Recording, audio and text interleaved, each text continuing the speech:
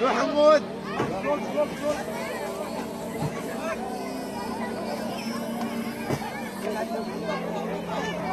And there's a jet circling above the skies right now. See, they've just bombed. They've just dropped a missile right now. Another bomb in a civilian area, no military buildup.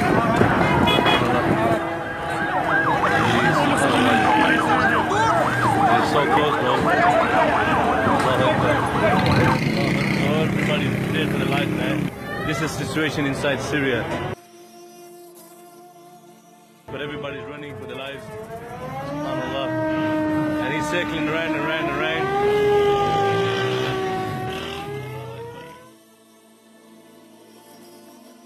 I'll just show you the reality. This here is a campsite, one of the many campsites inside Syria. There you go. There's literally hundreds and thousands of families living here. And also, in the distance over there you can see more tents there. So it's not quite clear, but there's more tents over there. No other family. Look at the size of this building. And subhanAllah, there's only one family that's actually still resisting. They don't want to give up, subhanAllah. La ilaha illallah. Brothers and sisters, this is what's happening inside Syria. All the people of the world, where are you? Look at it!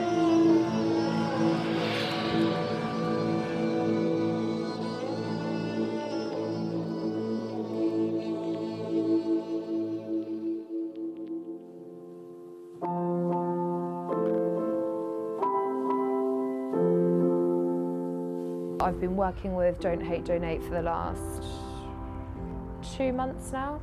And since I've come back from the refugee camps in Greece, I've been actively helping them out every Sunday, opening up the warehouse, getting volunteers in. I'm Hannah from Don't Hate Donate, and I joined this organisation with Chantel in January, but initially we were part of United Aid Solidarity, but we joined together with Don't Hate Donate to form a much stronger, capable team of people to carry on helping with the refugee crisis and other situations, both locally and globally. My name is Yezan Attia. I'm 29 years old and I live in Portsmouth. My mother and father are from Iraq, so even though I was born in this country, I still have a lot of family out in Iraq, and that's probably part of the reason why I wanted to get involved with helping these people out more as well. Don't Hate Donate was, well, it's a name that we came up with when we started our movement to aid the refugees in Calais. I saw a group of friends of mine in London who were going to do a drop-off to an organisation, and instead of them taking them to the organisation, I decided that I was going to go to Calais on my own. So I contacted my friends in London and said, instead of going to these organisations, I'll come collect the stuff from you and I'll take it to Calais myself. From that then, a few friends of mine in Portsmouth caught wind of what I was doing and decided to join me. And it went from one person within the space of half an hour to 7 people, and then within the space of 24 hours we had like 7 tons worth of aids that we couldn't even manage to take all over in one go. We started off with 1 van, we ended up with, I believe, 6 vans and 2 trailers. So we've got our regular volunteers, if you like, that come down here every Sunday, and that's probably a group of like 10 volunteers that come down. Whole families will come down, like parents with their kids to come and help. Our volunteers are just people from the local community, from not just Portsmouth, from Gosport, from Fareham, from Southampton. People come down as far as Birmingham, Manchester. We had one lady who's been down on numerous occasions who rides her mopeds all the way from Devon. I believe it takes her like over 3.5 hours to get here, and on the first journey she made, it took her about 6 because she took a wrong turning. But I mean, there's few and far spread apart around the country come down and help, but it's amazing what they do and it's amazing to see them. It's all really impressed me, to be honest. I never thought we'd have such a tremendous support and ongoing support from people locally. We've sent very large containers to Syria. So I think 2 40-foot containers to Syria for people that have never coordinated that amount of aid before, to get it done in such a great way with all the community together. We've had Christians and Muslims and people from church organisations, charitable organisations, all coming together to help us to achieve these things. I mean, my other best memories would be just the fact when we've loaded one of the shipping containers and the door's shut and the seal goes on and the lorry drives off, and then when we received the videos from Shaq over in Syria actually showing our aid being distributed in the camps and actually showing it being put into the warehouses. I mean, every time that happens, it's just like an elated feeling, you know? Assalamu alaikum, hello. Just received a container from Don't Hate Donate, charity organisation from the UK. Today's date is 20th of February 2016. I'd like to personally thank Chantel and all her team from the UK, from Portsmouth, for the aid that they've sent. Just offloading in our depot right now at the moment, as you can see. Some pallets here, and with the rest of them I'll show you in the truck outside. Aid. Thank you very much. There goes some more of Don't Hate Donate. We will not turn away anything that is of use. So obviously there are a few things that they can't use out there, but other than that, it's not just about the acceptance of aid. It's not shutting down that positivity. It's not shutting down that positivity that people want to help out. Showing help and solidarity has no language barrier, nationality barrier. Everybody is included in this. There's obviously part of the community who believe what we're doing is wrong. Maybe we shouldn't be helping these people.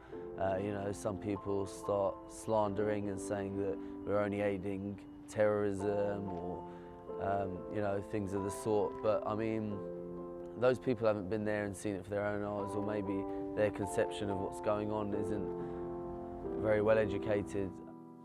There were quite a few Brits in Leros when I was volunteering. They were like, yeah, we love the British because they help, like they're funny, they're like, so they like that. Thank goodness they don't see what actually goes on here, where people go on like anti-refugee marches. Thank goodness that they are sheltered from that, because that's disgusting. That they don't want to leave, they have no other choice, and for people to say that they're not welcome is utterly shameful. So I'm glad that the ones that are good, the ones that are real people that actually want to help, or at least if they can't help because of their personal situation, that they are at least open for other people to help, rather than hating other people that want to help. I'm just glad that most of them don't see that.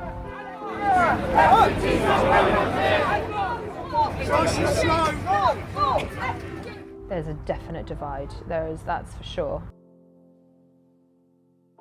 But yeah, that gets to me a bit, that people are just like, why are you helping people that are so different to us?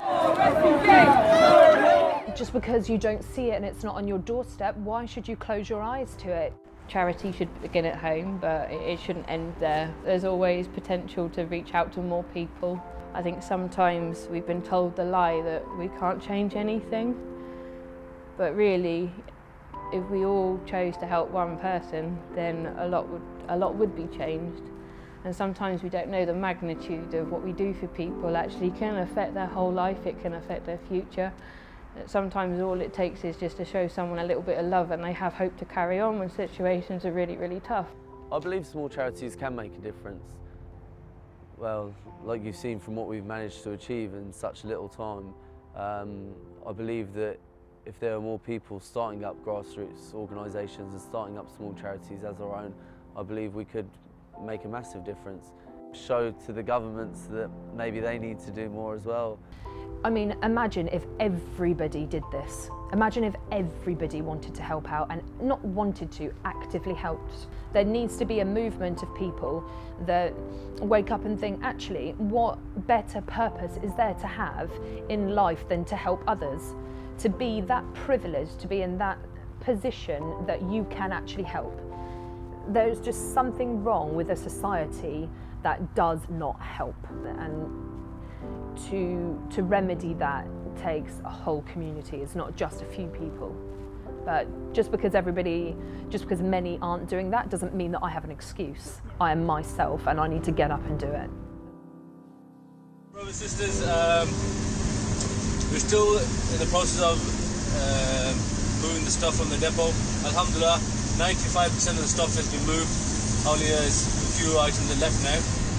And Alhamdulillah Rabbil Alameen, thanks to all your du'as that Allah subhanahu wa ta'ala has made it safe for us. So if you look outside,